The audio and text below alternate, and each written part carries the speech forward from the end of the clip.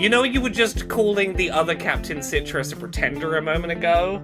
The sort of school educational one? Yeah, the foam gentleman and not John Polk, American hero. Yeah, the creator of this Captain Citrus is the one who eventually got it made into a Marvel character. This is Marvel's Captain Citrus in his early form. It's a larval Captain Citrus.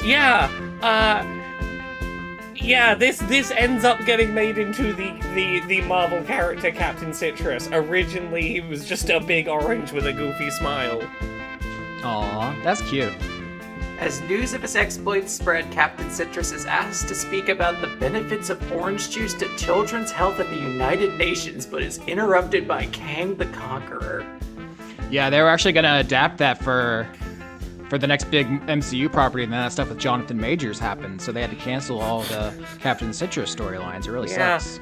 Austin, the creator of Captain Citrus, is really sad that he's no longer a big round orange.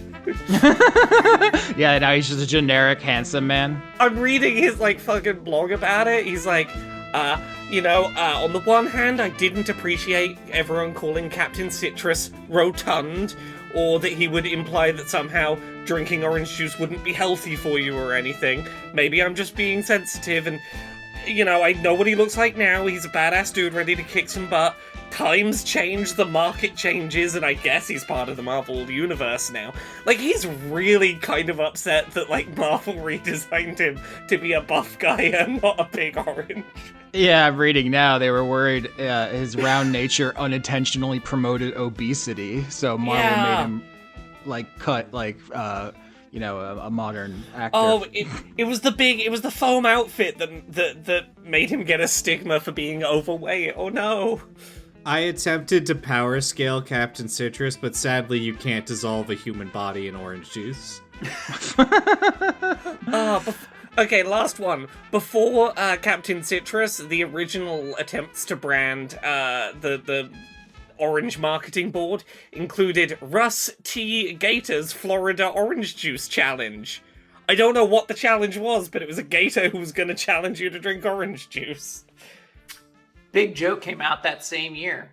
He's just a big old guy. I'm sorry, I'm now looking up mascots that came out this year, and there's one just called Big Joe Mufferaw.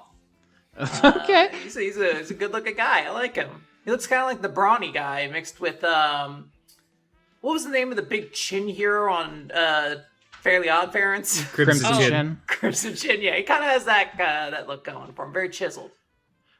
This is all a conversation alluding to before recording when I was talking about the power of the Florida Department of Citrus, a very dangerous organization you don't want to tangle with. Basically like the mafia in Florida. Whereas we were learning about the milk princesses. Well, that's just a bichon frise, whereas Maya would call it a bitch on freeze. We're looking at pictures of dogs and Marvel superheroes. Audience, I'm sorry you can't join us. That's just the nature of the show. I'm Austin Yorsky, patreon.com/Austin Yorsky. We love having the show weekly and without ads. Only you can make that happen. If you don't love me, I'll make this so much worse for everyone. I have you hostage. Patreon.com/Austin Yorsky. Oh, I said this on the bonus show, but in case you don't listen, in case, you don't love him. No, in case you don't love me, Spotify can eat my entire ass whole because in addition to stealing all of the money from artists who actually make stuff, they are now funneling said stolen money into making AI to kill children, I guess. So if anyone is like, hey, Austin, there's a bunch of episodes missing on Spotify or whatever, I'm sorry. I do not care anymore. Fuck them. Yeah, follow that, Laura. On that note, hi. Are you taking this bullet for me? Yeah. Hey, I'll everybody, take it for I'm you. Dan. When I was in high school, the mascot of our school sports team threatened to kick my ass. Anyway, I play Rex. Here are the items in my inventory. Oh, fuck, I closed my notes by accident. I'm just going to continue to say words for a couple seconds. Gavel of Dispel Magic, Key to the City, Surgeon General's Coat, Epaulets of the Inspiring Leader, Golden Gloves of Contact Mike, an Anvil, Humdrum's Ring, and the Compass of Dread Captain Silas. You also have the TV lamp. That's true, I do have the TV lamp. Let me mic that down again. TV lamp. And yeah, when I was in high school, we had a mascot who just didn't show up to any of the games. And I was talking briefly to a friend of mine, like, oh, I could maybe like do that. I think that might be fun. Apparently, at this pep rally, I was sitting directly next to the mascot, who simply did not do their job and only got it because their sibling used to be it. And she threatened to beat my ass. Well, threatened to beat her ass if she doesn't get back in the outfit. She's got to be a mascot. Was there for 4 years. Never saw her ass on a single game. How many games did you attend? I was part of the video class, so I had to help edit the weekly morning show. Wow. So That's incredible. Not really. I really, in my mind, I was like, Dan probably went to like one sport event ever, and it was probably like a soccer game or something like that. But you're actually, you're deep in the sauce. Well, I never you. went to the events. Somebody else recorded it, and then we had to deal with the raw footage afterwards. Oh gosh, that's awful. And mostly, I was involved in being a bit character in the opening skits we did. I got thrown into a lot of trash cans. That footage exists somewhere still. Hey, I'm Laura. I play Doc Hop. I've got items as well. What are mine? I've got the trash bag of holding, the out-of-date pop-up goblin history book, the lucky plush rabbit's foot, the children's trading card deck that's kind of shit, the plastic spy kit, the tinfoil telepath hat, a dire muskrat with an ornate magical saddle, a floppy disk that tells me where Dad's old hoard is, a digital reminder watch, and I got golden gym shorts. That's my stuff. Hell yeah! I wish I had golden gym shorts.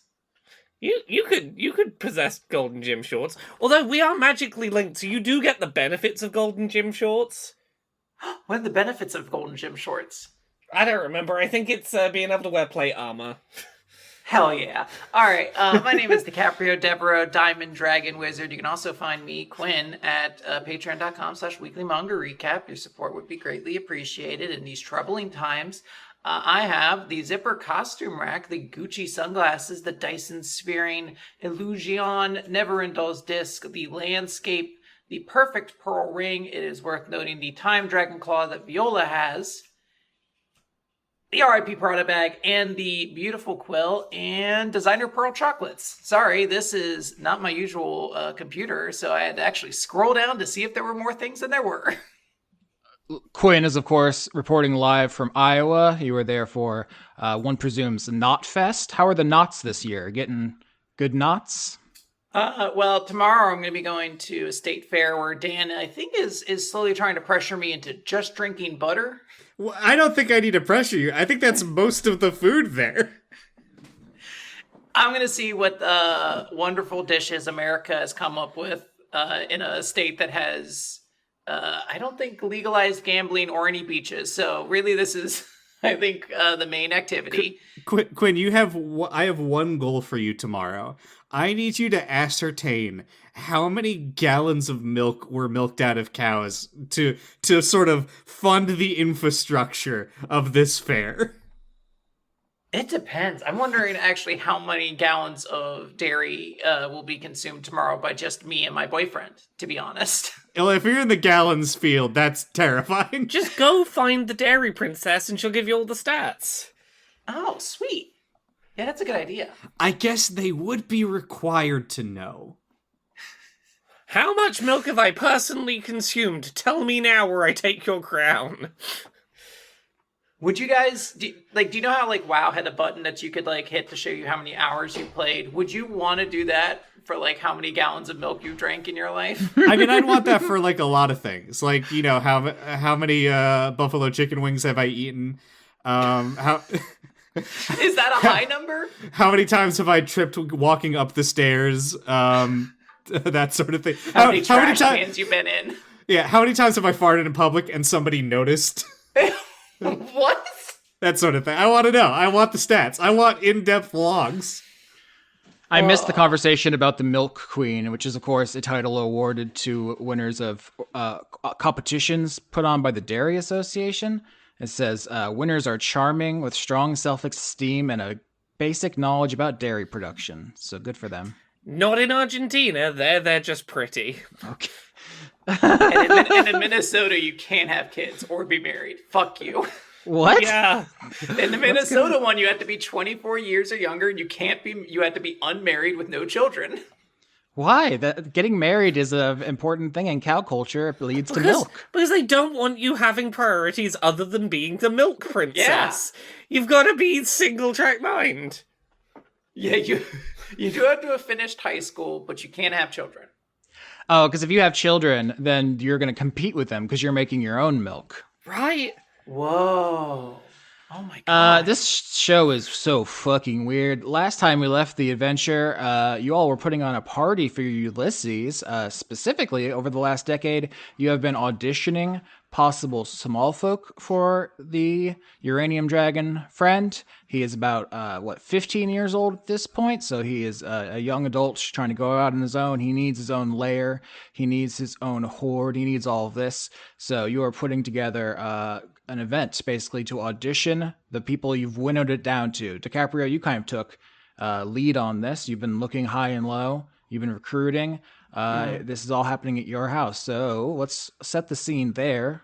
Let me know what you're all doing. Obviously, the last episode ended with Rex opening the door to reveal Desdemona Diamond Dragon. We'll talk about that very soon. But anything else you want to just fill up my mind palace? Yeah, I imagine the way this takes place is probably inside of the actual museum part of DiCaprio's place, which has a bunch of large displays of the various different outfits that she's worn over the years, with actual versions you can take home if you want. But this is very much like the landing pad into her lair, and everything beyond this is a little bit deeper in. But I imagine we're not trying to charge immediately into the innermost levels of her lair. Also, she doesn't want her mom into the innermost levels of her lair, so maybe, I don't know, maybe we'll just hang out here, Isn't this actually pretty nice? You don't know your mom is here yet, or where are you physically? So Rex is at the door. We know that Hop wants to make a dramatic entrance with a blue woman. Where are you physically?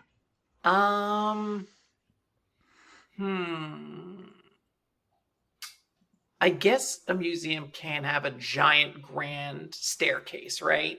So I want to be at the top of a very tall staircase, kind of looking out over things. Not in a pit boss kind of way, but just this is glamorous, this is my party, I need to be aware of everything that's going on. You go to make your stunning entrance at the top of the staircase. It does take 10 minutes to walk down in real time. Yeah. Yeah, I mean, you're Great Gatsbying it. We're all familiar. Thank you. Okay, in that case, I will go next. I know everyone has been desperately wondering who Doc Hop is going to bring to this party.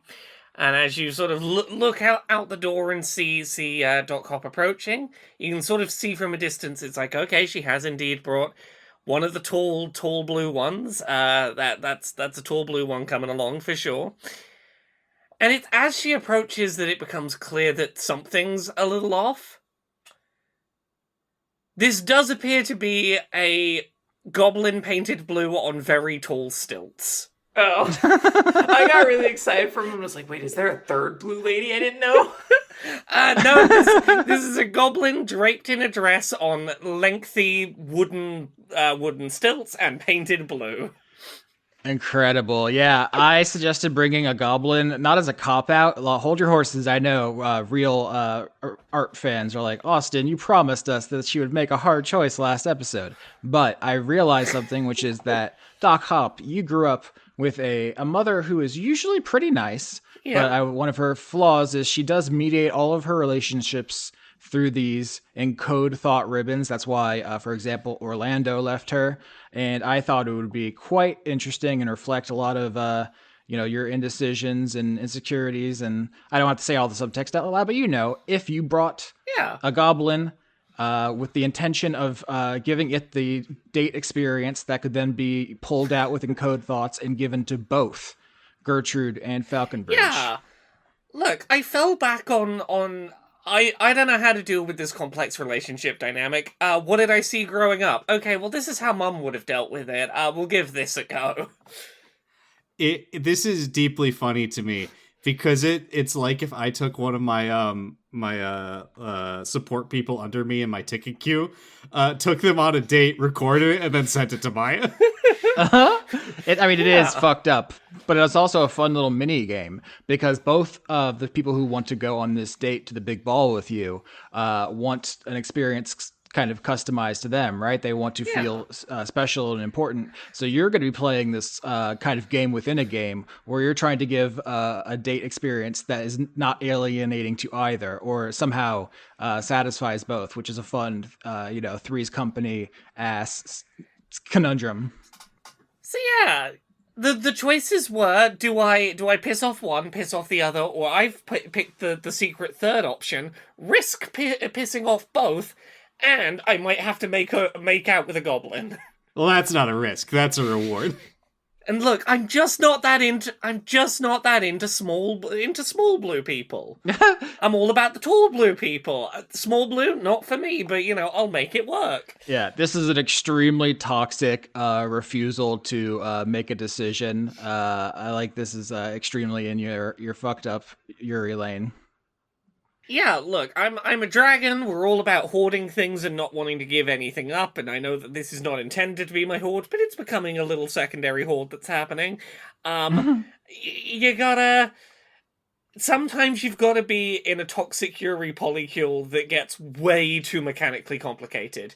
Like, all of the messiest polycules require having 3 different Google calendars to line up everyone's schedules. Sometimes someone in the polycule hates someone else in the polycule. You just gotta brute force through it. Yeah, you've somehow invented the reverse Cyrano de Bergerac, basically. It's fucked up and great. And yeah, before the recording, you and I were talking about, what kind of things am I looking for? Because I'm going to keep notes on like how the date's going from both of their experiences. So I don't know how much you want to say into a microphone, but Gertrude is extremely controlling from all the years stuck in that lamp, as a genie. So she will not want anything where it feels like she's not in control. For example, Falconbridge collects celebrity memorabilia, so anything she gets to see of that. Those are just examples. There are more. Yeah. There's things I've got a little document in front of me so that I don't ADHD and forget that I'm trying to do 2 dates at once. I hope there's not like an important mission that the family has to be focused on, because I will just be looking at the dating cheat sheet. I did send a message to Laura, and this might still even lead into this, saying that I think the funniest option is for her to pick Falconbridge, simply because if after the last arc, Hop immediately goes, fuck Gertrude, I'm going for the other lady, I think Rex would lose his mind. Look, Dan, I'm not going to tell you what way I was gonna go, but if Austin had been joking and not actually open to this, I was ready to make a decision one way or the other.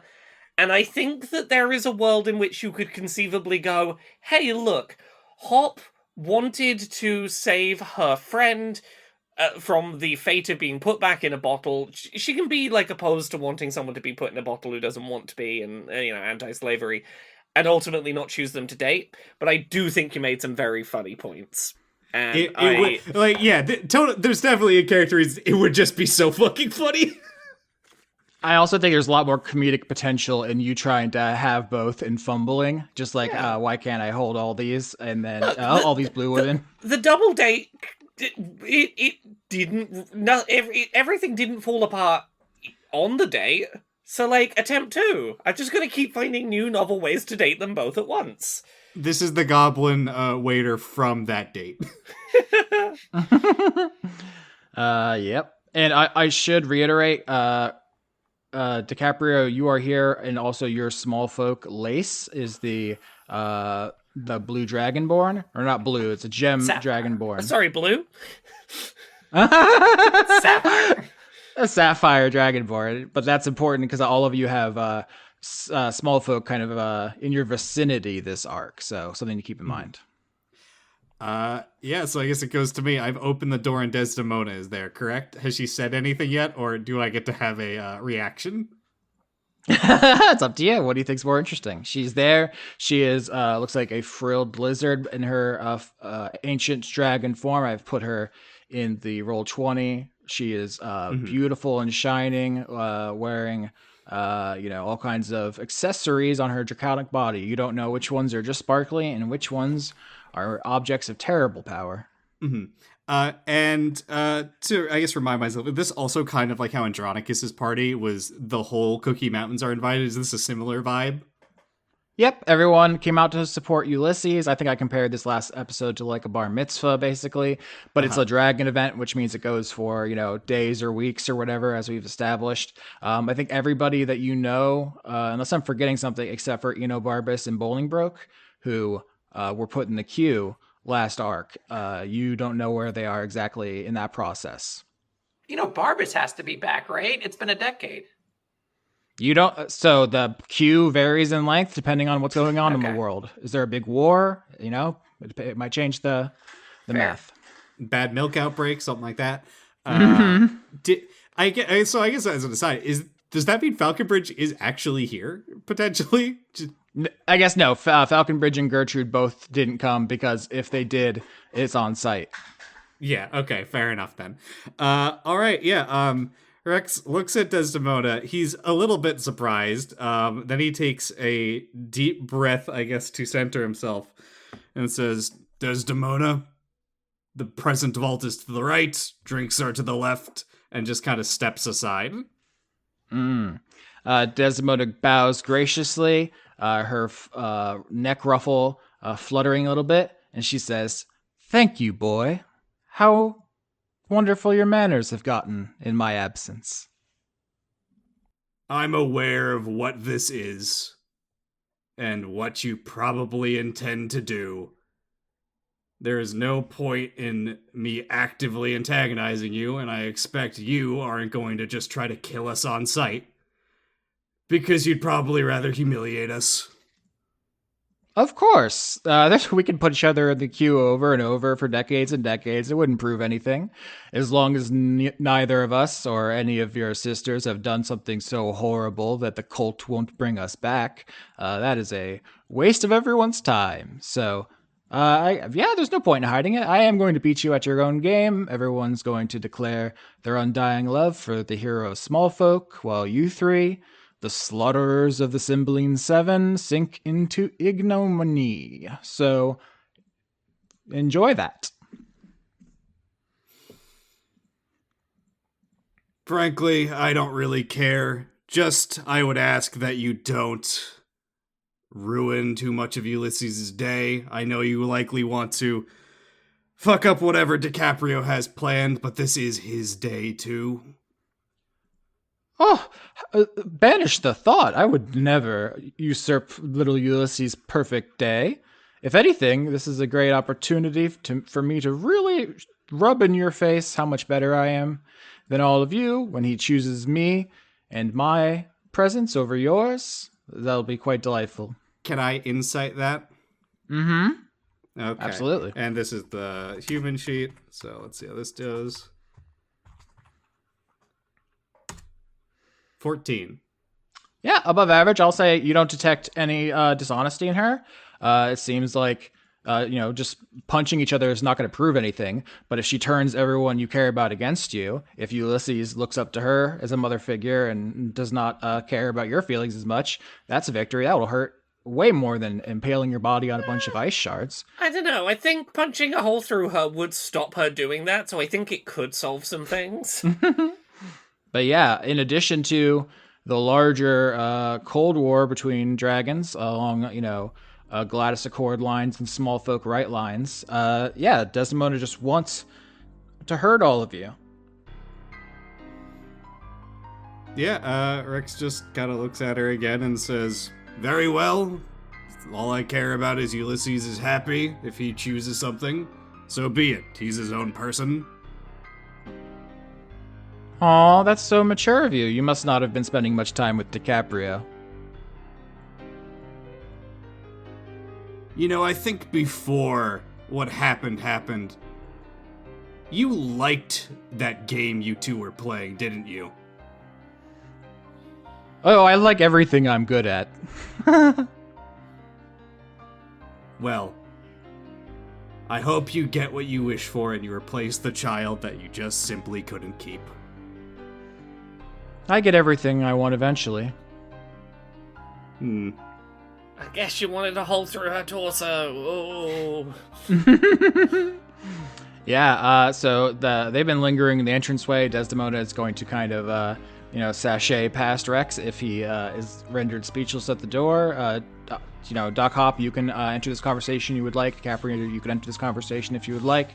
There's a party going on in the background. Dragons everywhere, underfoot, all manner of small folk who have been invited to make their case. For various reasons, we'll be exploring this arc. Fine. Actually, can I just counterpunch her as she's like going about how she gets what she always gets what she wants? And he's just going to ask, so then where do you stand on what the dwarves want? You're the champion of the small folk, aren't you? Well, yes. As the hero to all things great and small, I, of course, will be helping them achieve all their objectives. Equality for all. She smiles. Really broadly. Sharp diamond teeth sparkling. Can I insight that? 14's still rolling. Yeah, so here's the thing. If your party, you all think you're going to replace her as the champion of small folk, she is going to whoop your ass. Between us killing all those Cymbalines and destroying traditional genie slavery culture, you have put yourself at a huge disadvantage on that access, where she has saved hundreds of small folk kingdoms for centuries. She is a legitimate hero to millions. If that's the fight you're picking, she thinks she's going to smoke you out of your shoes. I guess my question is more, does she actually intend to attempt to give all dwarves a way to turn into dragons? Her motto, and I think I've said this in her arc, is that she has never failed. Sometimes things are setbacks, but she just pivots. Everything's an opportunity. She will help them as far as it improves her, standing, as much as it makes you look bad or whatever. She's not going to, sabotage her own power and control. But I would just say that her strategy is, whatever happens, that's exactly what I wanted to happen. Here's how I make it work for me. Okay, so it's not even necessarily that she is basically saying, yeah, I support this cause, but if it comes to a vote, we'll see what happens. Like, I will spin this however it benefits me, rather than, yes, she is going to go incite a genie war to get another wish to do this. Yeah, I don't think even she knows exactly how she's going to play it right now. She just knows that she's going to be the hero to small folk, and people are going to spit when they hear your name. Okay. I want DiCaprio to come into the scene. She's gonna descend from her big staircase and walk in. Did Des come with anybody? I think there are probably a retinue of elves who enter behind her and then melt into the party, as they often are, lingering on the periphery. Yeah, so DiCaprio's gonna come and be like, Rex, wonderful to see you, as always. Des, I did not hear that you were back so soon. You made so little impact. Oh, sharp as ever, Misty. I had some kingdoms to save. There was a terrible demon I had to banish. There was a tyrant who needed slam dunking into a volcano. You know how it is. How are the murders? How are the reckless slaughtering of people weaker than you? Good? Are these all the things that you had to do because you were in the queue, because you died, because you picked a fight with your daughter at your own party and lost? Because I was ambushed by 3 dragons at once while I didn't have any of my artifacts? Yeah, you could say I guess I lost that fight. It's interesting, because the way I remember it is that we were trying to leave, and then you sicked an eidolon on us, and then after we defeated it, you continued to antagonize us into a fight. So, I don't know. Feels like maybe the story is a bit different than you remember it, but at your age, it's not surprising your memory's starting to go. It must be hereditary, because, of course, the Eidolon was responding to the attack by the freaky kobold you brought to the party, and I only had you fight it because it was demonstrating the weapon to prospective buyers, and then we did strike a deal where you could take half my artifacts, and then you attacked me for no reason, so I'm sorry that I passed on my terrible memory to you. Hop's gonna walk up and join this, and she's just gonna lock eyes for a second and go, "Oh hey, you up for round 2?" Oh, well, I have centuries to kill, so if we want to keep going round and round, that's fine. I will warn you that rather than being completely unarmed like last time, I do have dozens of the world's most powerful artifacts now, so feel free if you want to test it. I'm better at punching than I was previously, so we'll see how it goes. Okay. Well, I just should check first. Have you all done anything bad while I was gone? Because I know the cult will bring me back every time, beloved as I am, but none of you are mass murderers who the cult would turn down your resurrection application, right? No, why would they? Okay. Well, if you want to risk it, that's of course up to you. You're assuming that you could kill any of us. Would you all like to stop showboating and dick waving and get back to, I don't know, Ulysses' special day? Well, I was quite having fun. I will say I wanted to have more fun. I was going to do a little prank at Doc Hop's lair, just paying you back for the hole in my tummy. But DiCaprio, incredible magical wards you set up. You completely stopped me from interfering with any of the goblins. I'm sure your siblings know about all of the infiltration and defenses and all that stuff you set up, so that no surprise to them how deeply invested and intertwined in their lair you are. I'm just gonna be like taking a drink, but like very casually. Like DiCaprio is not like her eyes don't widen at this news being like she very much expected this to eventually come out, and she's just like, yeah, and it stopped your attack. So she's just kind of having like almost like a victory lap drink in this moment. I think Hop would have been bothered by it, but in this moment, she reaches over to DiCaprio's mind to be like, What were you going for? Oh, okay, no, you were genuinely just trying to help us. Okay, cool. Rex keeps his expression very neutral while Desdemona's here. It doesn't say anything, at least at the moment. Yeah. DiCaprio is just going to be like, well, Des, I'm sure you have a lot of mingling to do. It's been a while since you've seen everybody here, so please enjoy yourself, have a wonderful time, and please remember that this is all about dear sweet Ulysses' Day, so let's try to keep our manners in line, and I'll do the same. Of course, Misty. I'm the life of the party. I'm sure everyone's missed me, so I will circulate. I didn't even mean to do that. Missed me? Missy? That's Misty? That's so funny. A little heavy on the pearl makeup, dear. You look a little clownish, waving her claw at your face. DiCaprio's just gonna kind of laugh and be like, oh, well, it's interesting. In my grand time, sort of managing things while you've been away, I came upon different items, and one of them was this incredibly perfect pearl, and I found that spending time with it allowed me to become something a little bit different. So I'm not even your diamond dragon daughter anymore. You've actually lost the only thing that linked us. Oh, good thinking. Yeah, deeply integrate all of the artifacts which contain shards of true forms just right into your very being. That'll go great against Desdemona, Master of Perfect Things. Ooh, wow, strategy genius here. Look out, everybody, we got 3 fucking geniuses. Ulysses does love clowns. DiCaprio is just going to kind of like lightly touch her mother on the shoulder, and just be like, enjoy the party, Des. And just walk away before she tries to escalate anything else. Or does he love to eat clowns? I mean, clowns taste funny usually. So you all 3 are free to circulate within the party. Is there anybody you want to talk about before we go to the first? I would say a set of small folk scenarios, scenes, challenges. I'll explain further lately. Who do you talk to at the party before I introduce what you're going to be doing during this arc? Before we do anything like that, DiCaprio is going to get her 2 siblings together and just say, like, I'm cards on the table. Des is not lying. I did spend some time having people infiltrate your governments to ensure that defenses were prepared in case Desdemona came back and immediately made an attack. I will be removing them immediately. No No need. They were effective, and it's far from the most that any of us has imposed upon the others in this group. It's all good. You have 1 week. Darling, they'll be gone by the end of tonight.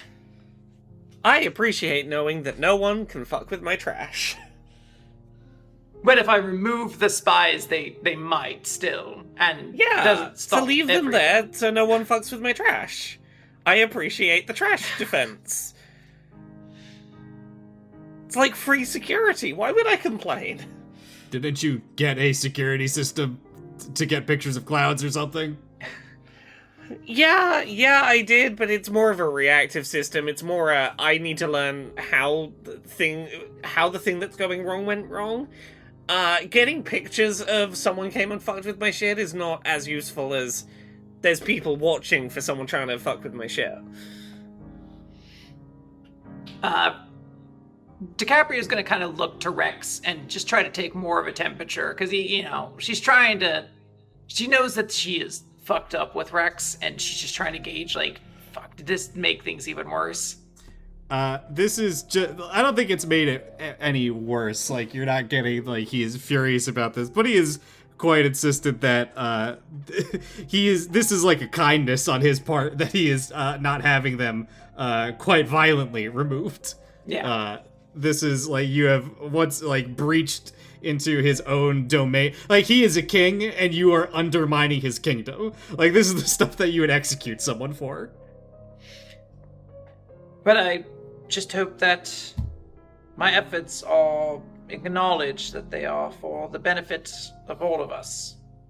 The reason why you did it is why I'm not going to have them incinerated. Good. They are good people, and I would not like to see their efforts end in ruin. They put a lot of work into helping me achieve what we set out to do. You look well, Rex, by the way. I haven't seen you in a little bit. And you look as stunning as ever. And he, I think, looks at both of you as he says this, once again noting the extreme changes that Hop has undergone. Yeah, also in this scene, I should say, you three of you are talking. Lace, the Sapphire Dragonborn, standing several paces behind DiCaprio, scanning the party. Your Blue Goblin is looking up at you. Hop as if for feedback, and then there is York, the Kingfisher Aarakocra, who is behind Rex. Maybe comes over and whispers something in your ear, just just giving you updates. All three of you have now a kind of I was gonna say helper or assistant. It depends on your exact relationship with them. Yeah. Okay. Go on. I was going to say, DiCaprio is going to say, oh, by the way, I'm not sure when the last time you two were here, but this is Lace, who is perhaps the most incredible dragonborn to ever exist. Lace immediately blushes, I guess purple? Because they're blue and then red blood. That's how I think. Correct me if I'm wrong. And tries to, downplay it. Oh no, I just help as much as I can. Can I refresh any of your giant drinks? Lace is being a bit coy, but almost all of the outfits in here would be completely impossible without their help. So please, do lavish all of the proper praise onto them. So you're saying they're the greatest tailor to ever live? I'm sure I have a spot in my kingdom for that. Could I steal you? You seem lovely. It's wonderful to get to meet you. Please do refresh the drink for my wonderful, beautiful, tall blue date, who is wonderful, and I'm being very specific in my language about. I'm describing this very big, tall, beautiful woman with me. -1 Gertrude point. You were refreshing the drink for her. You've taken control away. Oh no, she uses her genie wish powers and everything. That's the kind of shenanigans I'm going to be doing to poor Laura. No, Lace says, I couldn't possibly. I have so many duties here. Thank you, Sir Rex. Rex will summon York to his side and say, "This is York. He is my second. York, please avail yourself to DiCaprio's small folk. Assist them in any way you can. DiCaprio, I believe there's a place you're having people store their gifts while waiting for the presentation to Ulysses. I'd recommend posting someone there. I imagine the Cymbalines will show up to rob it." Damn. You got me there. York, What? the Kingfisher. Austin trying to fuck with us? Oh. Good to meet you, York. As DiCaprio is going to, greet them properly. This is, a very formal kind of thing for her. Yeah, York, the Kingfisher, he was like 8 years old last we saw him, and then there was a 10-year downtime, so he's like 18, like just entering adulthood. Your goblin is an adult, but goblins are very short-lived, so, maybe, seems much older than he is. And then Lace has been with you for, decades and decades and decades. I don't know if you have a specific age in mind for Lace, but I was thinking, like 60 or 70. Yeah, I was going to say, whatever Alfred's age is, like that. Exactly, yeah. Like nebulously kind of old. But yeah, your three small folk are conferring in the background, running little errands, getting you new drinks, all of that stuff.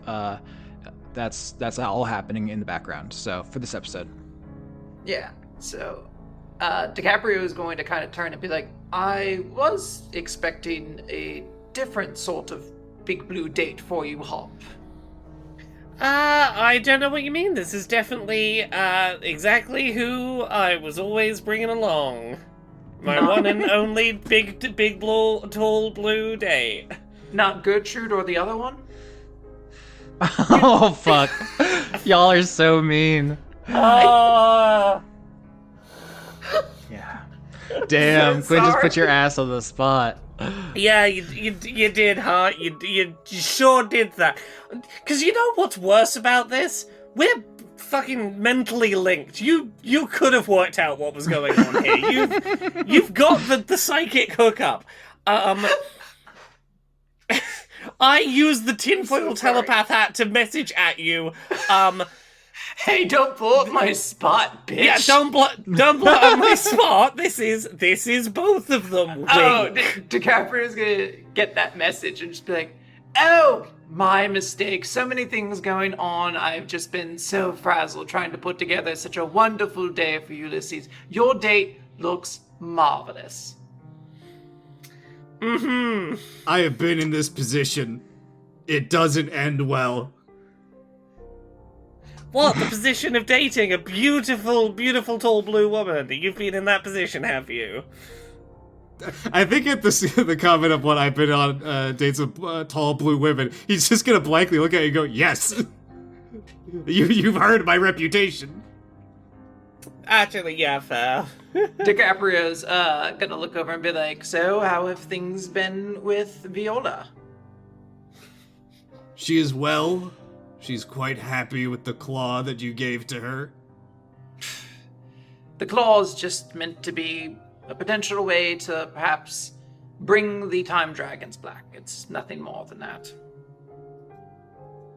I'm sure that you all have no doubt heard and have sampled, of course, the delicious and amazing food that Andronicus helped prepare for this. Well, not him directly, he's rather busy, of course, but, the little things all around here that he is doing, as I've been spending a lot of time helping him with his sector of things. So, I hope you all have heard the news. I think Rex cocks his head first at you saying that this was to bring the time dragons back, because that is not the impression he got. That was legitimately what her goal was. But because he will Viola just say may have said something different. Yeah, then he will just say, "Then why didn't you put it in the queue?" And no, I don't know what news you're referring to. Well, first we have to figure out exactly where, when, how the time dragons actually exist. So I don't know if they follow the same rules of the queue as everything else. I'll have to look into that. But no, Andronicus and I are forming a partnership, we could say. What, you're starting an LLC? When you say that, York leans over and whispers in your ear, "They're mating." Vomiting, throwing up, vomiting. He's 18. No tact. Did he say it loud enough for me to hear it? You have super dragon hearing. If it's funnier, you can. Okay, yeah. DiCaprio is just going to note, like, to be clear, there's no actual mating involved. I don't know if that's better or worse. Just hand stuff, Your Majesty.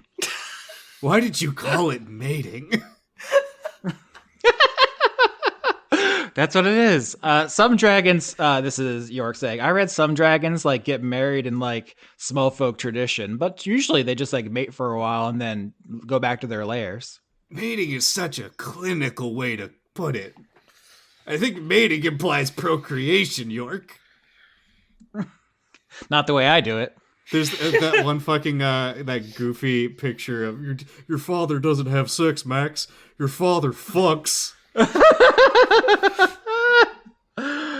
Do dragons have cloacas? No, don't look that up. Well, be careful with that, sir. The problem is that if you Google a question like that about dragons, the answer will be yes to whatever you ask, because someone will have written a story where yes, whatever you're imagining was the case. Wow. The dragon born and the Aarakocra are in the Cloaca Club. I guess only the goblin here is not, so awkward for them. Mm-hmm. Yeah, Rex kind of waves off the thoughts of the Andronic, the if they not mating part, and says, "So then, what are you getting out of this exactly?" His assistance, should things ever seem to turn for the worse for any of us. Us, meaning of course, and she, kind of motions to the three of us.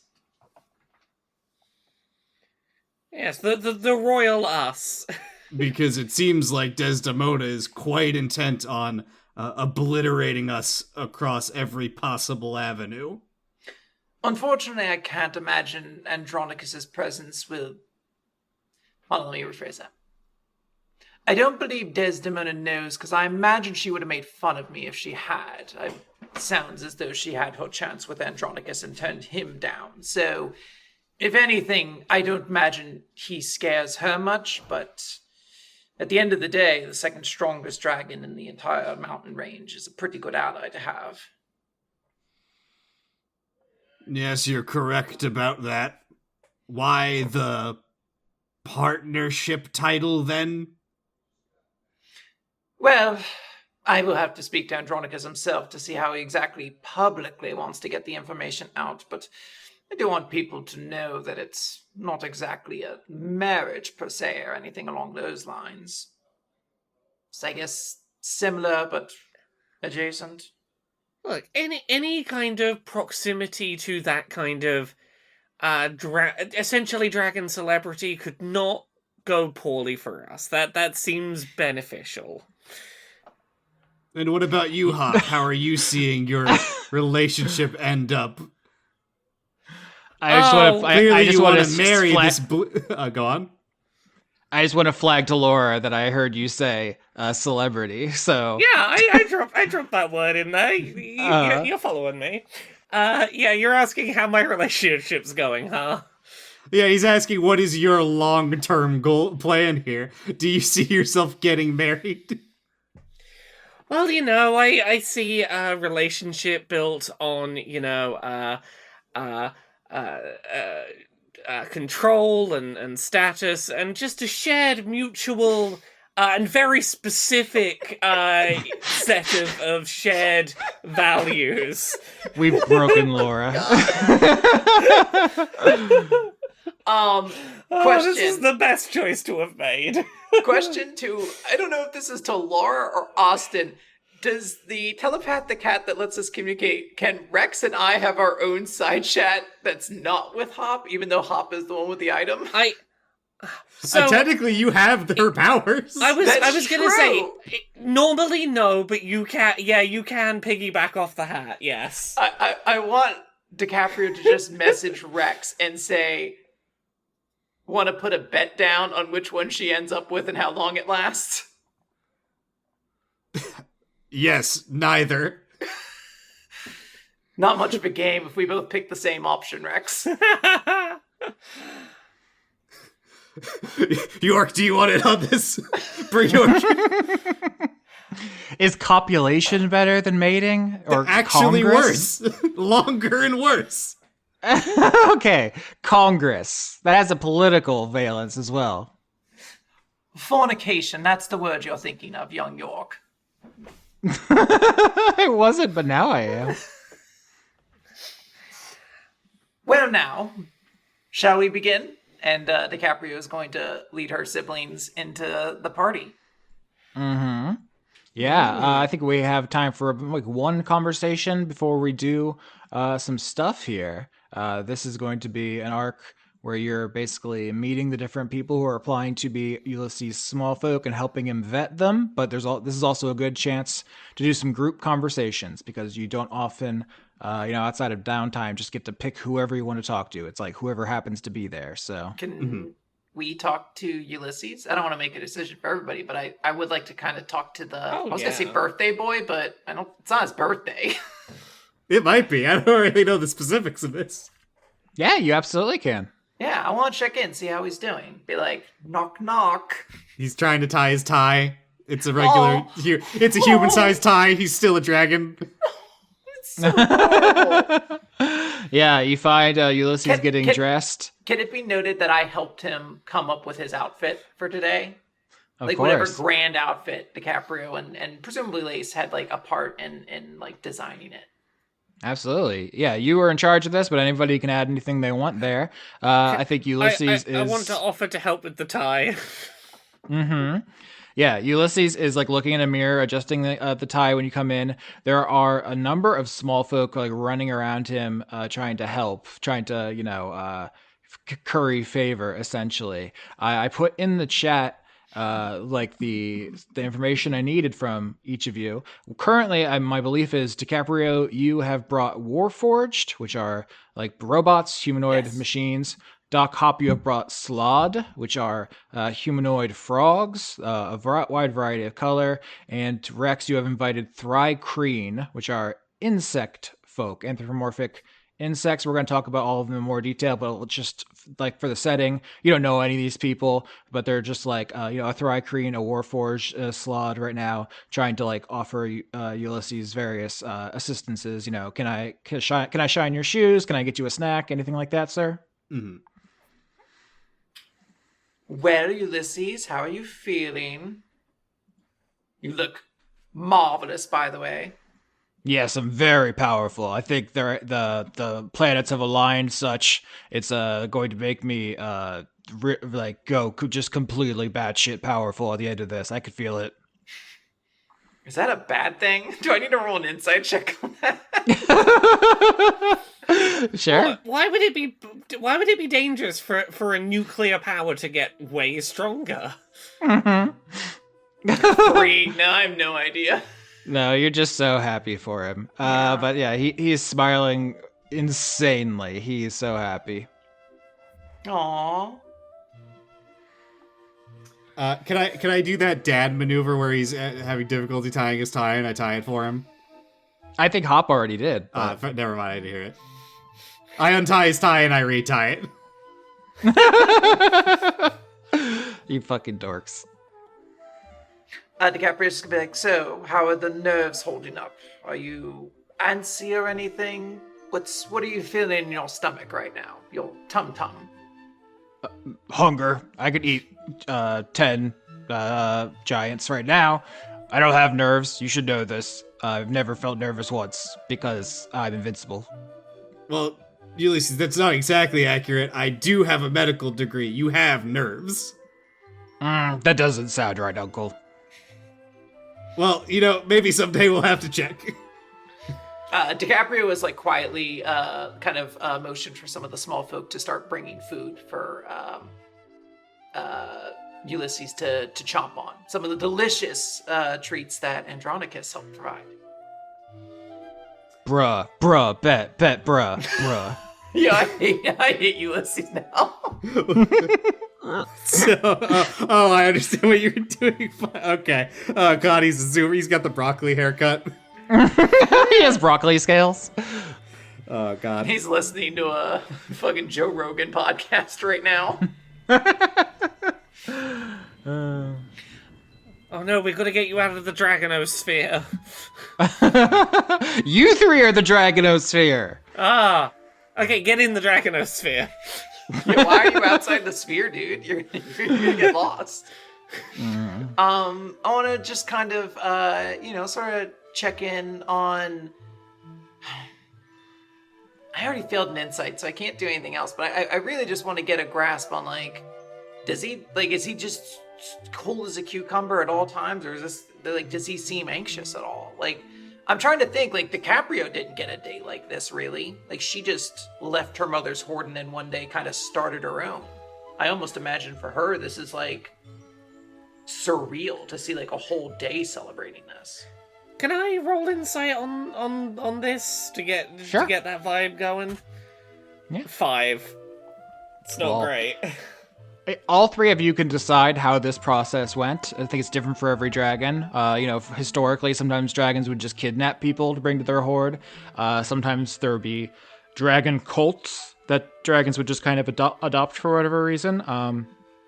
I think this was specifically you, Quinn, saying something about the Hellfire Gala, which is the reason it's structured this way. But yeah, absolutely. I do like the idea because, I think DiCaprio is one that, just started, and if I'm mistaken, I believe Rex started by kidnapping people. A little bit, kinda. Yeah. Rex is going to put a claw on Ulysses' shoulder and say, "There are going to be many people pushing you today to make choices. Something to keep in mind is that they do not matter." yeah, bet. They're mid. Don't be afraid to make a choice that other people won't respect, because as long as you respect it, you're good. T. My sister is right. All that matters is that it feels right to you. Also, I will warn you, if you pick one that's unpopular, you will have to go through a bit of a journey of, being okay with that and feeling a little inadequate, might be a thing. But you'll come out the other side stronger for it. So, don't let that put you off having a cool trash horde or whatever your equivalent is. I think he might just blast them, Hop, to be honest. I think he's gonna make that journey a lot quicker. Yeah. To be fair, not everyone takes the scenic route like I. Y'all are bussin'. He gives you all big hugs. Austin, that's dragon not style. what that means. That's the wrong. You, Ulysses, are Cap? Am I using that right? DiCaprio is just going to look and say, "I refuse to use any of these words, to be clear." Mm-hmm. Are you Finna Cap? You three are the Riz siblings, the Rizlings. Yeah, kind of. We Is do that fuck. a good thing? I don't understand. You don't need to understand. Just let it flow through you. Don't be chooky. Come on. As he is, Is that a Ulysses, slut? What did you call me? as Ulysses has gotten older, part of the bit you were doing was that you didn't give him a baby voice to because he couldn't properly polymorph. Has his voice changed? Is he still going for, I guess, dragon puberty? Has his voice changed as he's now more of an adult, more in control of his body? Very weird way to put it. I can't put it any other way though. Oh, no, that's exactly the kind of thing I was going for. It's he did a little bit of the voice, but I was also doing more of normal voice there. Uh-huh. So I think, his polymorph control has gotten better, and he will be less psychotic in the way he talks. But he's still weird. I will say, he's a weird guy. That is actually something I would like to underscore. I don't think Rex is transformed currently. I think I briefly talked about a fit check. I think over the last 10 years, Rex has finally gotten around to learning how to properly polymorph himself, and he is not leaking through tons of signs that he is a dragon at all times anymore. Yeah. Ulysses is still, draconic. One of the things he's going to be deciding, you're all going to be helping him decide, is like what his small folk form looks like, what he kind of feels most comfortable if he's going to, walk around. Obviously, you all are free. You could just look like anything because you're very powerful, but that's just dragons tend to have one form they're most comfortable in that they can assume like instinctually without having to like focus on it, if that makes sense. Well, Ulysses, are you ready to knock him dead? Figuratively. Figuratively. Oh, we're all gonna be knocking him dead, Uncle Rex. You're gonna be so popular. You're gonna set that room ablaze, figuratively. Oh no, that one's me. That one's me. Ah. We're gonna fucking suck that room. What were we talking about? On the note of like, you're gonna knock him dead. DiCaprio's gonna send a quick message out to Hop, be like, "How's your mom doing?" Last I saw, dying slowly of radiation cancer. She'll if she's gone, she'll be back around soon enough. She insisted on suffering out the end of the process. Oh my. Like, I'm trying to think what's the emoji I could send back to Hop? Adequately just a thumbs up. Just a quick little thumbs up. I send you just a heart. We've got the togetherness ribbon, so like, I understand whatever that wordless emotion is. I'm like, yeah. There's no talking her out of it. It was apparently exquisite. She was. There was no world in which I was going to talk her out of experiencing a thing she hasn't experienced before that was intense, I guess this is a question. I don't know if there's like a natural way for Rex to ask this to Ulysses currently. What was his like reaction? Because we talked briefly that he would need to process what occurred. How did he react to everything that happened after all said and done? Oh, you getting put in the bottle? I think he was pretty mad at first, but something you have emphasized to him a lot is like being better, being stronger, improving yourself. And I think he eventually just rationalized it as like, you lost. Your sisters teamed up on you, and you didn't play the situation right. Like, it sucks, but there's not. It's not that many long-term consequences for you, like personally. You came back 2 days later, so my boy, I've taught him well. Fair. Yeah, he was like angry on instinct, and then like, well, sometimes you take an L. Like, you did take an L, Uncle Rex, but you've seen you take a lot of W's. Sometimes you get shoved in a bottle, and your sibling becomes a higher form of dragon. Get good, scrub. Fair enough. I just wanted that on record. Rex does a Fortnite dance because this is the Gen Z episode. Yeah, no, he's the worst. No. Rex does the Carlton, from Fortnite. That's where it's from. The last thing, I think there was some conversations in people's minds, but the last thing I said out loud is DiCaprio saying, "Knock him dead." And Ulysses says, "We're all going to knock so many people dead. Are you ready? You prepared for all the dead we're going to be knocking?" I can't get another insight right, can I? No. Damn. I haven't rolled yet. Nope, there we have 2 failures, so I guess unless you crit.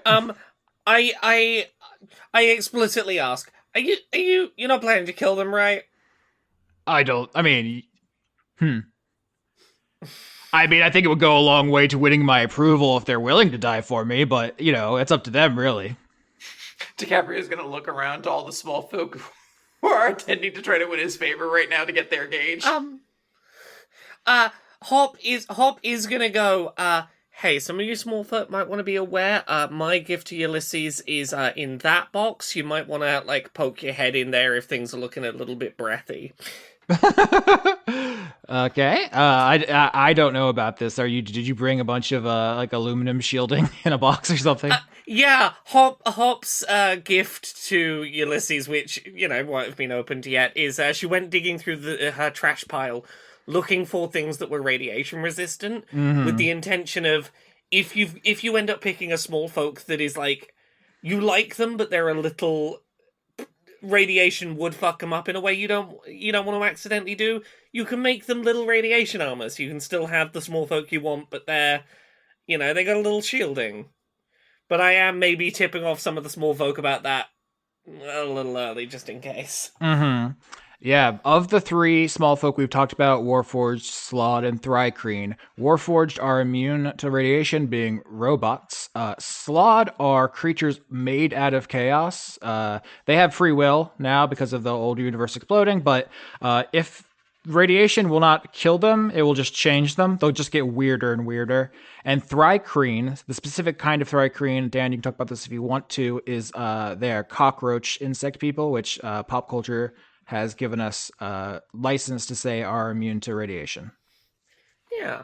And, there's hopefully that's the way that it'll go, but Hop is also aware that, like, I don't know, this kid might decide that, like, gerbils are their small folk, and I don't think those do well with radiation from what I hear. Mm-hmm.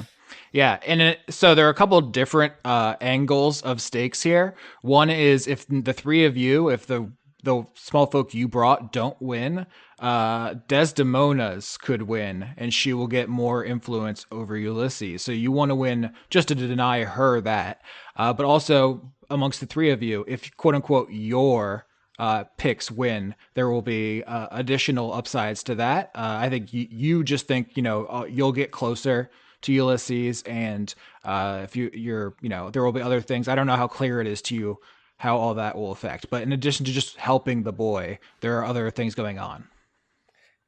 Will it turn out that the boy is secretly very good at polycule mediation? Is that the benefit? Listen, there's a lot of time left in the season for things to change. But yeah, I mean, you're all here to help him. But a thing to keep in mind is you were currently locked in a cold war against a dragon who wants to not just kill you, or killing you is like not even important. She wants to ruin you. She wants to make you extremely sad. So Ulysses is a battleground, essentially.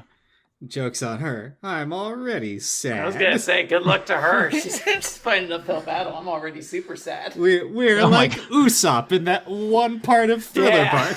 I'm already negative, bitch. Yeah.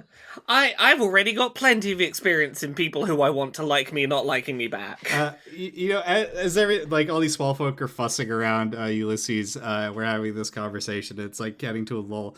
Rex kind of like shoos some of these small folk away and says, "Well, what are we waiting up here for? There's a party downstairs. Do you want to spend the rest of the night trying to tie it, getting extra ties tied around all of your limbs, or do you want to go down there and party?" Do I get an additional bonus for each tie? I feel like I have a lot of tie real estate that's not taken up. Oh, I think that's a fantastic idea. Slaad, help find as many ties as you can. On it, go. Warforged, turn into a tie. thri-kreen, eat their ties. Hop turns to the blue goblin and goes, "See, taking control of the situation." Mm-hmm. Okay. Yeah, I mean I like that. Oh, go ahead. I would say what's very funny is like DiCaprio can't even remember the other person's name to bring it up to mess with it, so it's inconsequential at this point. She wants to be like, "Who are you talking to?" "Oh, that one, right. The one whose name I know." It'll be funnier if you memorize the goblin's name and not Falcon Bridges. Yeah. Do we know the goblin's name? Look, I will tell you the goblin's name as long as you don't, like... Hop's fear is that you'll say it out loud if you're told. I think Hop will tell you after the party ends, we'll tell you the Gotcha, I don't get to find out until after the party this goblin's name.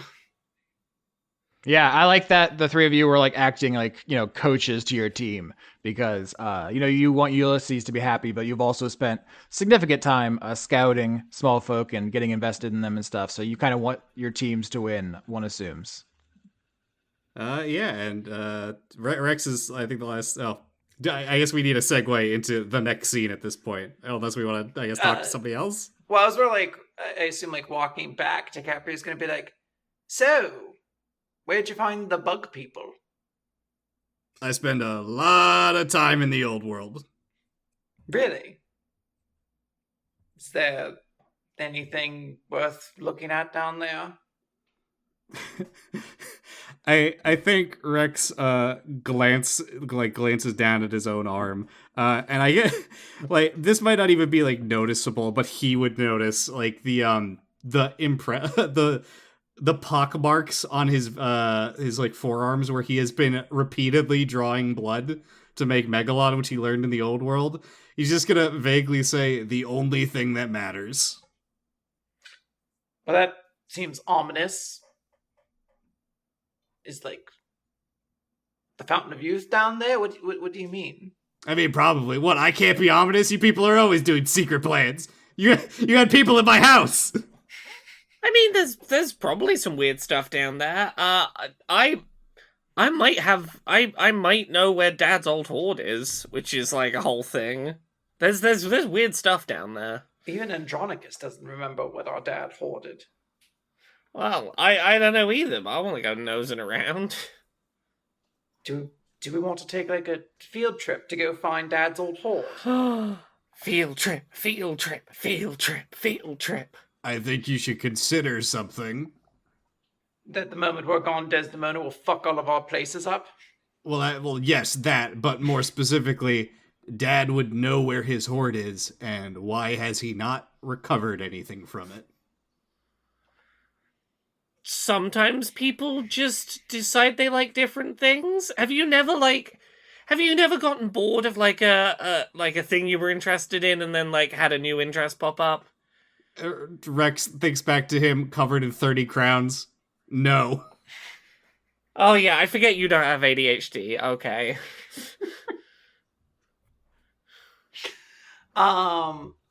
Pin the tail on the donkey with real donkeys was an interesting touch. I've heard small folk are really into it, and I thought this would be some way of jubilating things, but... The donkeys don't like it. Well, the donkeys aren't small folk, dear. Wait, are these donkey folk? Oh, God. My favorite is when they get the pin so far wrong it goes in the eye. Oh, wow, sadistic, Austin says, pulling out his notebook. Yep. Look at me, paying attention and trying to roughly evenly do these things. I think Rex does have, is briefly taken aback at that. Rex is violent, but he's like, showed repeatedly a distaste for, wanton cruelty. He does, give her a look like, ew, that's gross. It's just the fact that someone was that off the mark. It amuses me. I once saw someone pin it on a person 2 rooms away. That's impressively lost. Sounds like they lost control. They did. That's someone else. Hey, why don't you, Rex points at the goblin, it does the 3D movie thing in the memory. Why don't you play pin the tail of the donkey? You'll be blindfolded and unable to see what you're doing. But you'll be, through your sheer levels of skill, able to regardless do it effectively, because even while blindfolded, I imagine you would be able to effect effective control of the situation. Okay, you're doing such a precise back and forth between trying to appeal to them. I do think it's a funny bit, but also it's I think it's a thing that later it's going to be like, hey, you were extremely stiff and weird during our date. You know? Yeah. Rex is fine with that. Look, I don't think it's hugely was. I don't think it was the intended approach, but I think that the more that the siblings have been needling at it, Hopper's been like, God, I've got to run crowd control. Mm-hmm. Can I get wisdom saving throws from the party? Oh boy. Wisdom. An 8. 16. 16. 16 and 16. I think as you circulate through the party, you notice a couple different people who appear to get bumped, but with no obvious bumper, I will say. You just, a couple times, the 216 members of the party just recognize the I'll stop being coy. Invisible people are here in the party. Yeah. Oh, I have witch sight. I can see the true form of any shape-changing creature concealed by illusion or transmutation magic. Is illusion or transmutation magic if they're making themselves invisible? Illusion, almost certainly, and if not, I still want to count it here. Something is interesting. You turn on your witch sight. This is a warlock ability. Yeah, this is a warlock thing. Yeah. So you look out over the party. There are a bunch of dragons here inside this mountain museum. Everything is made dragon size, so it's not weird. But there are a ton of magical effects. Everyone is carrying powerful magical items on them, and people have various things from their hordes on them.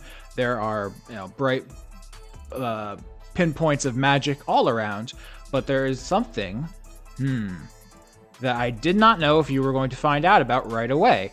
Austin thinking, is there any way I can get out of revealing this? You see Desdemona, resplendent diamond dragon, chatting up someone in the corner, and radiating from her body are dozens of ribbons of color. Ooh, can I roll anything to understand what I am seeing? Yeah, Arcana. Yeah, okay, I'm good at that. 17. Yeah, very good. So imagine, this huge diamond dragon just having a conversation in the back with, your cousin or something. And like a marionette on strings, she has all these ribbons wrapped around her, and they are trailing off into, wisps of smoke. And 17 is great, and you also have the additional context of being connected to your sister by an attachment ribbon. So it doesn't take much for you to realize she is currently attached by attachment ribbons to a lot of people. So, following, I guess Rex can't see this, but this is for my context. I guess Hop would be able to see it. Do those ribbons trail off if you follow where they go to these people that are being bumped?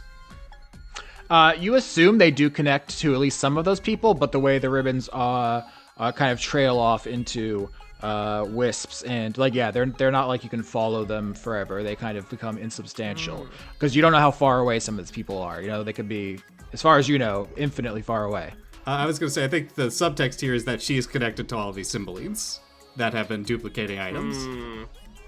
You rolled, a 16 and a 17, Laura? You're doing very well, so I want to give you some additional information here. Nobody knows you can see the ribbons, and no one else seems to be able to see them, so for a moment, this is your private observation. You see that there are black ones, there are ones with red, there are ones with blue, there are ones with yellow, and they're all entwined with the black ones. So, you know that in Code Thought ribbons are originally from your mother, Sycorax. That is her thing. Her defining thing is collecting these ribbons. But you also know the Cymbalines stole her loom and a bunch of her ribbons as well. So, I'm trying to think how explicit I should be. Maybe she's teamed up with Sycorax. Maybe she's got these from the Cymbalines. Regardless, she is sharing power with a bunch of people on different vectors. Yeah. You don't know what the other ribbons, because there's more than one kind. The black one was expressly attachment, right? So these are not necessarily the same feeling. Well, there's always an attachment, but there's another one wrapped around each one, right? Like a candy cane or like a barber's pole. They're all attachment, but then there are additional colors of attachment. So there's black and red, black and blue, black and yellow. Black and yellow, black and yellow, black and yellow. Sorry, it's a PA thing. Nostalgia is one that I had possession of previously, so presumably if any of them are nostalgia, I might recognize that. I will relay this information mentally to the siblings. Other thoughts that I'm having off the top of my head. This does mean that there are more attachment ribbons available, and that more than one connection per person can be made with attachment ribbons, which does mean in terms of if we wanted to strengthen the party as much as possible, we could get a hold of more attachment ribbons and share more of the powers between the siblings. So Rex can get access to imprisonment as well. Yeah, that won't have any consequences. Oh, like the final episode of this arc of this season is just going to be a Mexican standoff with all of us prepared to cast imprisonment on one another. Everyone with a kitschy bottle in hand. Look, Hop is very much thinking of, like, Rex has not had much access to a lot of the boosts this recent period of time. It would be nice to get Rex access to some cool magic. Responding to something Laura said, obviously color is a difficult phenomenon to talk about because it's over a spectrum, right? And it depends on what your eyes, like what color is to a human isn't what color is to like a deep sea fish, etc. And there are millions of like distinct shades. So not to get too deep down the rabbit hole, I will say though, the nostalgia ribbon you currently have is blue, and you do see bluish ribbons on Desdemona. I'm not saying they're a nostalgia. I'm saying they feel related. Your mother collects emotions. You've seen that emotions manifest in a bunch of different ways, a bunch of different intensities. So I've got a vague understanding of color theory, is what you're telling me. Mm-hmm. So yeah, these might not be nostalgia, but you assume some of them are very close. Rex would say this. So we know some of those are attachment. And I think you said that it instilled a feeling of it in you. If you're seeing a bunch of other colors, that either implies that it's giving her a power or potentially causing a feeling in someone else. And I could imagine would be so utterly confident in her ability to completely always win over small folk if she is actively attaching emotions to them now. Yeah. If you want to control someone's actions, pouring them full of emotion sure is a way to get them to act in the way that you're hoping they will act. Hey, Rex. Can you use the gavel of dispel magic and destroy them all? You want me to run at your mother with a hammer and attempt to dispel hundreds of magical effects? Yes. Maybe later. Okay, that actually seemed like a good idea on my end, but whatever. I would like to have my skin for at least one more day, and not get flayed alive on Ulysses' special day. I mean, it's the same as the next, right? But fair enough. Do any of the ribbons go past us? Like, do they go beyond where we just were? They all fade into insubstantiality before you get too much directional information. But there's none like we just came from Ulysses. I'm trying to make sure that Ulysses hasn't been attached to one of these things. I would just say, if you're all sharing information, you could just look at Ulysses with your witch sight, and he does not have any ribbons. Okay. So Yeah. yeah, I didn't know if this was going to be a thing you all knew about, or if it was going to be like 3 arcs later, and we're like, surprise, she has a bunch of shit going on. So. Okay, well, I'm just gonna keep that witch site going and see if it pops up any relevant info as we're talking to people. Mm-hmm. A problem for another day. I don't know, could be a problem for today. I don't think she's going to attempt to ruin this day. She just wants to win. Yeah, which could have consequences, but we'll keep an eye out.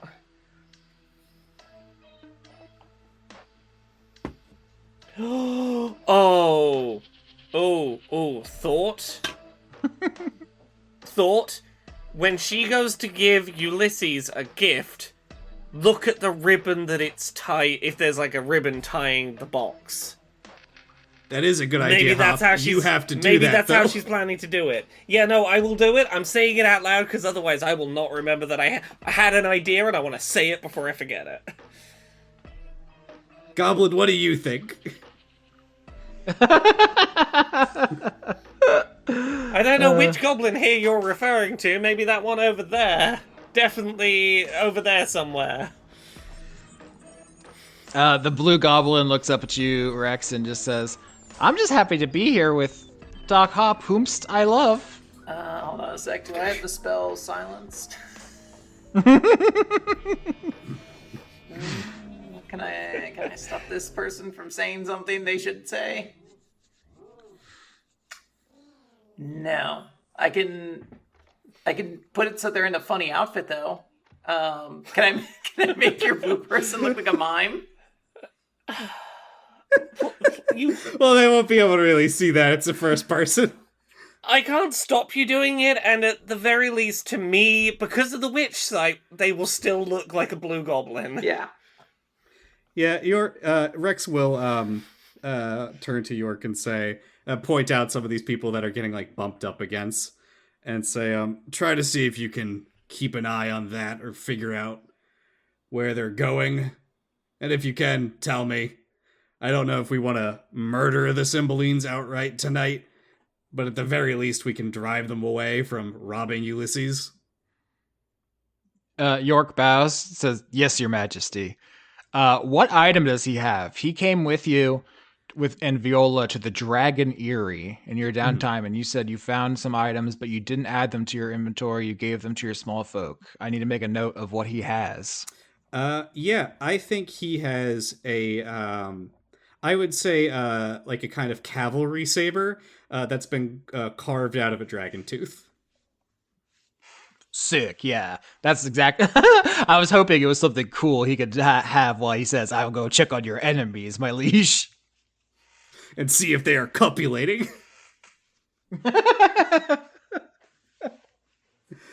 Yeah, Rex will nod to him as he's giving him his task. He trusts York to be able to handle himself. Mm-hmm. Shall we mingle then? I thought you'd never ask. I could do with a drink. Yeah, so after some socializing, Ulysses calls everyone out to have the first of the, call them trials or auditions for the small folk. He has, for months or years now, depending on the small folk, been having the prospective applicants install layers in possible mountains for him, and he wants to test out what they've built. Basically, this is a job interview, a job application for some of these small folk. And so, out of the three of you, I've only gotten one full application. Rex, you have brought these cockroach thri-kreen, who make a lair in the desert, and the items they are helping hoard are weapons. Actually, an addendum to that, I have a better item than weapons. I have a more, I guess, like open concept that I think is more interesting. It's wonderful to spring on me during recording when I asked last week. I thought of it driving home because I was going, slasher weapons? I guess that sounds kind of dumb, though. Items representative of conflict. I think all we're working with very broad dragon hordes this season. It's not just like gold coins and treasure and stuff. So we have someone who hoards emotions. Weapons could be very broad. I think we could just have it general, and that could, it could be mean texts that you use to torment people. It's a kind of weapon, Oh, I meant it because I was thinking, like, okay, Ulysses, he loves fighting, but he doesn't. He loves the process of fighting and everything involved with that. And everything we have brought him through has been horrific and constant conflicts. So he was thinking, like, the crown of like a kingdom that fractured into civil war is like something incredible, like representative of that, rather than like a cool gun. A cool gun is still fine. We can cut all this out if you just want to stick with weapons then.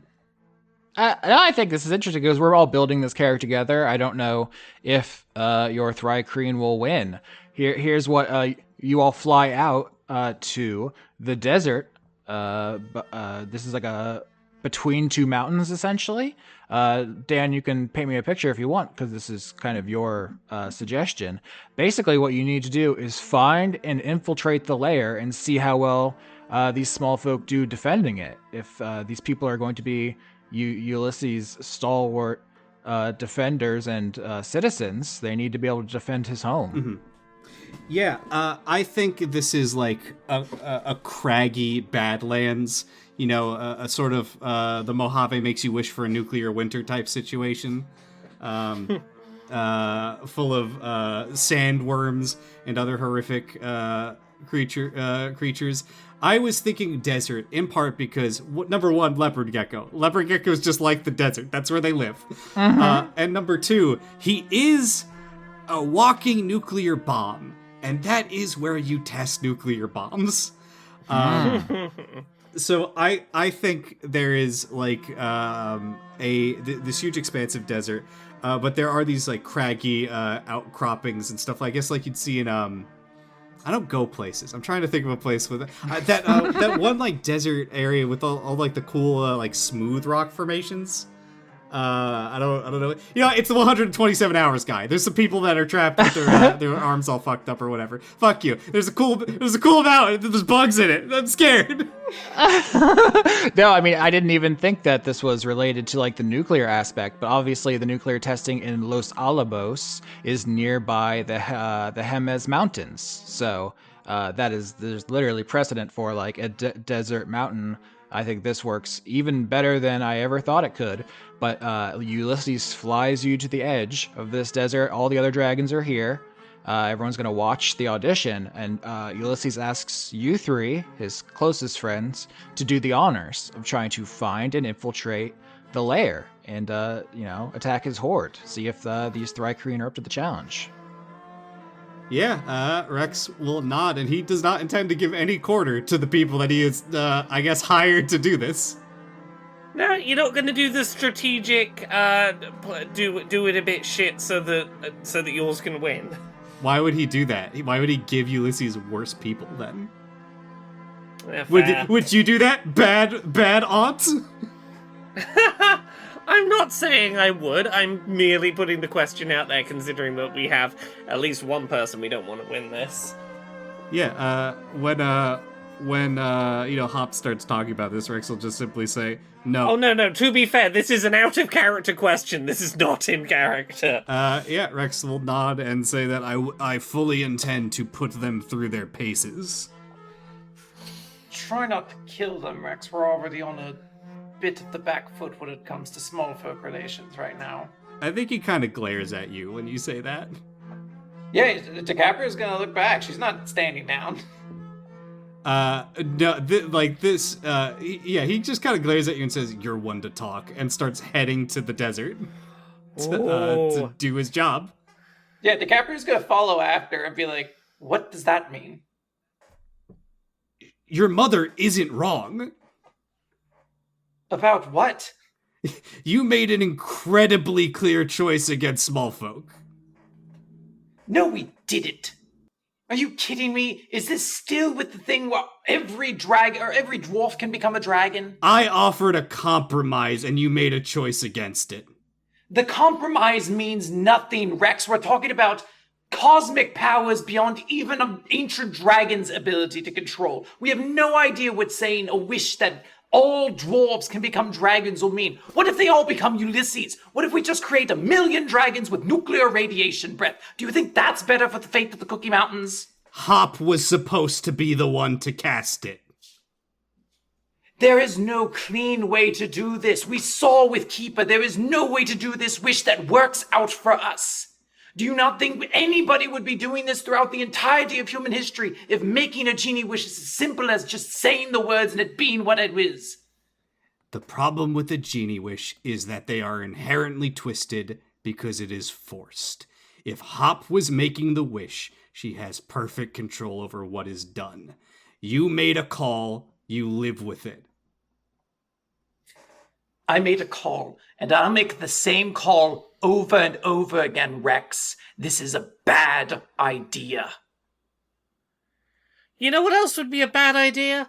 Us not clearing this challenge. Let's go and show everyone how good your small folk are, Rex. The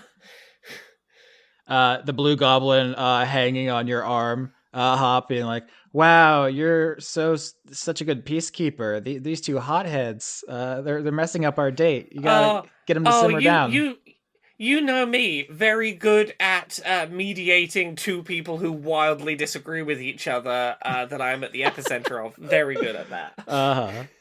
Yeah. So the three of you are standing out in this desert plain. The sun is beating down. It's harsh and dry, unpleasant. There's no obvious, big cave or welcoming sign. It is, there are different styles of dragon lair. This one seems pretty well hidden. I think probably, I guess the most natural thing is a survival check to search for prints or something of that nature. 4, 8, and 13. The group fails, so you spend some time wandering in the desert. You start feeling kind of sweaty and fatigued. You know that this Ulysses party goes on for as long as it needs to. It could be days or weeks. It's not the end of the world if you don't find it immediately. In fact, it actually speaks well of the thri-kreen's ability to hide the lair from enemies. So, if anything, this is a kind of cool development for them. Are we playing golf? Are we doing golf rules for our rolls for a bit? We want to get some some accidentally shit rolls. Well, here's the thing. You want to succeed for your own honor, I guess, because the other dragons can see you three wandering around and arguing with each other. So it's not the best for your reputations, because you are. It's fine. We'll put the argument in the voice chat, in the mental voice chat. It's fine. You three are in a Cold War with Desdemona. Cold Wars obviously are, ideological and PR conflicts above all else. You have proxy conflicts like with the genies, but in some ways, it's about currying favor. Is there anything you want to say or do while you wander around fruitlessly for a couple hours? Can I cast a minor illusion to make it look like we're having a great time and not arguing? Yeah, sure. You just make it look like all three of you have ice cream and you're smiling. That's just... Yes. Rex said his piece. If I think if someone else wants to start a conversation, that's fine. I'm trying to think of the next thing we can do to find the location. My thought, and I'm trying to workshop an idea here of how we could track down this location. I'm now made largely of steam, and we're in a place that has very little liquid. And I'm brainstorming thoughts outside. In the desert, any animals that do survive very eager to come get liquid when liquid is present. And I don't know if there is any way to use that information to find a location in the desert. If there is somewhere that stuff isn't surfacing from the sand as I pass, and that's somewhere where the fact that there is liquid in the desert is reacting differently as a way to maybe identify where this lair might be. Yeah, it sounds like you're using knowledge of nature. So let's get a nature check from you. Yeah.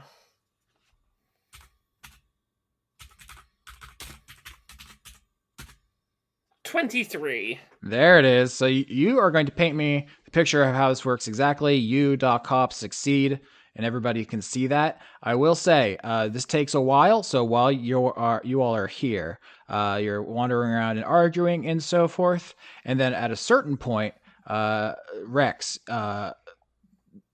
York, the Kingfisher Aarakocra, who is a bird man, if you'll recall that. That's for the audience. I know Dan knows what an Aarakocra is. Alights on you, hollow-boned and light, and whispers down at you that he overheard a conversation between Sycorax and someone invisible at the party that seems to be of a somewhat dastardly nature. He couldn't overhear all of it, but that is you sent him out to spy and gather information. The subtitles said nefarious plotting, but he couldn't get anything more than that. Mm-hmm. Absolutely. So yeah, for that 23, I think the way that Hop does this is she's hovering just a little above the ground so that moisture is dropping, and she's basically looking for somewhere where when she stops and waits for 30 seconds to a minute, you're not getting little frogs and things that have buried themselves in the sand waiting for rain starting to burrow up to the surface, and she's taking that as a sign of there's not enough space for deep sand burrowing because there is something not that far below the surface, and that is Hop's method for identifying where we start trying to make our way into the lair. Hop takes a handful of sand into her mouth and goes, "Oh yeah, there was water here once." 23 is perfect, so you succeed, and that is, in fact, the entrance to the lair. So what do? The world is your oyster. The entranceway is appears to be too small for your level 20 sheets, so you're going to have to get level 1 to get in there. Can I roll a nature check? Are there any cacti in this desert? Absolutely roll, yeah. Is this level 20 sheets? I'm just going to use level 1. 11. With an average, I think you could find a cactus. It's just a normal cactus. Nothing particularly interesting about it, but you can find cacti, sure. Okay. Doesn't do anything for me if it's that. I was trying to find something for Andronicus. Yeah. He only wants the most powerful hallucinogenic cactus. Rex will nod to York and congratulate him on a good job, and instruct him to basically get back to it. And if he can, no, he's not. I was considering having him try to sabotage some of the other people doing stuff here, but Rex wants Ulysses to be happy, so he wants Ulysses to pick whatever is best for him. He's going to send York back to continue on his assigned tasks. He will turn to his sisters and inform them of this and say, if something is going around bumping into people at a dragon party, it's probably the Cymbalines if they're invisible. And Hop, I'm sorry to say this, your mother does have problems. And the Cymbalines have access to replicating quite a number of things. You are not wrong. Hop is gonna do something quickly to get us on the right foot for this lair. She's gonna cast Unseen Servant, so that we have an Unseen Servant to walk through the lair first and set off any traps or whatever might come off. A nice little sacrificial ghost. Maybe the Cymbalines are providing us an opportunity. How so? If one of those Cymbalines is taking items to duplicate, we follow them and find out where the duplication machine is. I could tell York to follow from behind if he can. I wouldn't want to endanger your small folk, Rex. What's York's stats looking like? He's like a level 17 master wizard, right? Of course.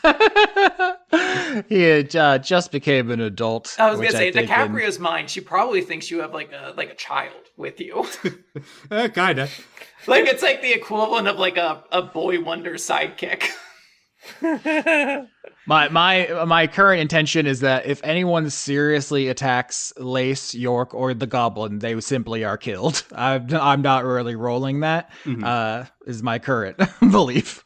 Then Rex will just keep York on a simply reconnaissance. Yeah, it's something for us to maybe consider somewhere along the line of this contest as having someone break off and try to follow a Cymbaline. Well, I will say, you can assign Lace to something. Lace is mostly just, being a good host right now. Is there something you specifically want to tell them to do? I don't think so. I don't think DiCaprio really wants to put, she already feels like she puts upon Lace a lot. And I imagine for her, she is just trying to make Lace's day feel less taxing. This is almost meant to almost be a break day because they aren't designing, they aren't putting together, grandiose outfits. So she's probably given Lace the word of enjoy yourself at this party. Have a good time. Sounds good. So normally I would ask, how do you want to enter the lair? But you already told me Unseen Servant Scout, which is fairly clever.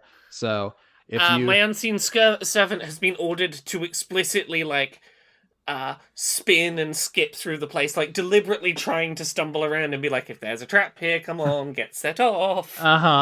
Absolutely. I'm not even gonna roll for this because what happens is you like pry open the entrance under the sand, you find a dark tunnel, you send the unseen servant in and crawl in after it, and it's starts making its way invisibly down the tunnel, but you can hear the soft pat of the footsteps as it goes ahead, and then the walls open up and barrages of arrows impale it from every side. It is completely obliterated because this is a lair of people dedicated to weapons, and every single inch of this place is hella booby trapped.